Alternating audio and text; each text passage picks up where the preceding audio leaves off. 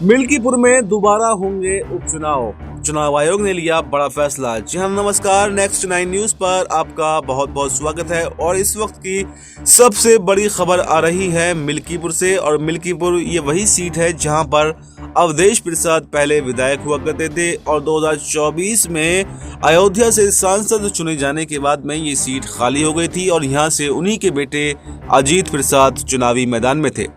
एक तरफ बीजेपी अयोध्या की हार का बदला लेने के लिए मिल्कीपुर की तलाश में थी, मिल्कीपुर के फिराक में थी, तो वहीं समाजवादी पार्टी अपने गढ़ को बचाने के लिए चारों हाथों पैरों से कोशिशें कर रही थी। लेकिन समाजवादी पार्टी के सपनों पर यहां पर पानी फिरता हुआ नजर आया।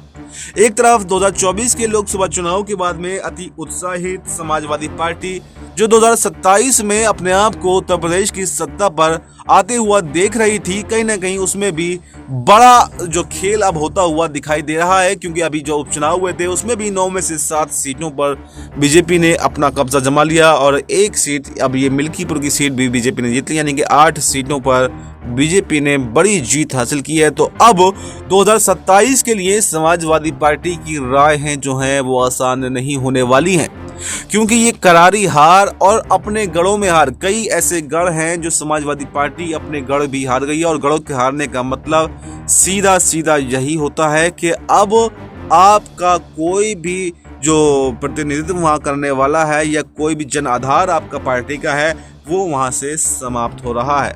और अगर ऐसा होता है तो ये बड़ी मुश्किलें जो हैं वो अखिलेश यादव के लिए खड़ी कर सकता है। क्योंकि अखिलेश यादव अभी से 2027 की चुनावी कर रहे हैं, तो मिल्कीपुर के उपचुनाव को 2027 का सेमीफाइनल मुकाबला भी माना जा रहा था। तो अगर क्या अब अखिलेश यादव सेमीफाइनल मुकाबला खेल के ही फाइनल से बाहर हो गए या फिर नहीं? हालांकि कई गड़बड़ियों के आरोप यहाँ पर अखिलेश यादव ने मिल्कीपुर चुनाव में लगाए हैं, अवधेश प्रसाद ने लगाए हैं। और चुनाव के नतीजों के बाद में नहीं बल्कि चुनावी प्रक्रिया के दौरान जब मतदान किया जा रहा था तभी उन्होंने जो है तरह तरह के आरोप जो है वो बीजेपी पर लगाए थे। लेकिन कोई भी आरोप सिद्ध नहीं हो पाया है, तो दोबारा उपचुनाव होना भी संभव नहीं है। तो ऐसे में अब ये देखना काफी दिलचस्प होगा कि आगे आगे समाजवादी पार्टी का क्या होता है, क्या 2027 में भी जीत दर्ज कर पाते हैं या फिर नहीं। तो इस पूरे मुद्दे पर आपको क्या कुछ कहना है, कमेंट बॉक्स में अपनी राय जरूर दें।